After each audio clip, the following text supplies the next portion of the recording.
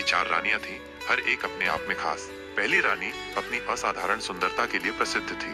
राजा उसे बेशकीमती उपहार देते थे और हमेशा उसे अपने साथ रखते थे, हर सभा और उत्सव में। दूसरी रानी अपनी बुद्धि और चतुरता के लिए जानी जाती थी।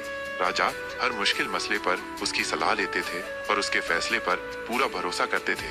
तीसरी रानी अपनी वीरता और साहस के लिए सराही जाती थी। युद्ध के मैदान से लेकर संकट की घड़ी तक वो हमेशा राजा के साथ कंधे से कंधा मिलाकर खड़ी रहती थी। लेकिन चौथी रानी शांत स्वभाव और सादगी पसंद थी।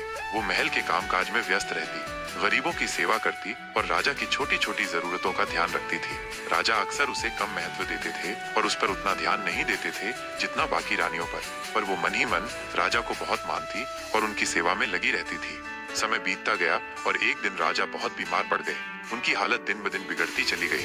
उन्हें लगने लगा कि अब उनका अंतिम समय करीब है। उन्होंने अपनी चारों रानियों को बारी बारी से बुलाया। राजा ने अपनी पहली रानी से कहा, तुम मेरी सबसे प्रिय हो, क्या तुम इस आखिरी सफर में मेरा साथ दोगी?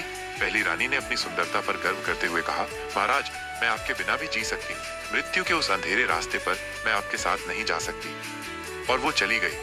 फिर राजा ने अपनी बुद्धिमान रानी से पूछा, तुमने हमेशा मुझे सही सलाह दी है, क्या अब तुम मेरा साथ दोगी?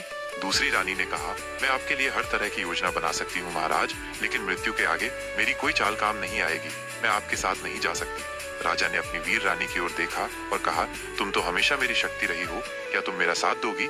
तीसरी रानी ने कहा, मैं दुश्मनों से लड़ सकती हूँ महाराज, पर मृत्यु से नहीं, मुझे क्षमा करें। अंत में राजा ने उदास होकर अपनी चौथी रानी को बुलाया। उन्होंने धीमी आवाज में पूछा, तुमने हमेशा मेरी सेवा की है बिना किसी अपेक्षा के, क्या तुम इस आखिरी यात्रा में मेरा साथ दोगी? चौथी रानी की आंखों में आंसू आ गए। उसने धीरे से कहा, हाँ मेरे स्वामी, मैं आपके साथ चलूंगी, जहाँ भी आप जाएंगे मैं आपके साथ रहूंगी।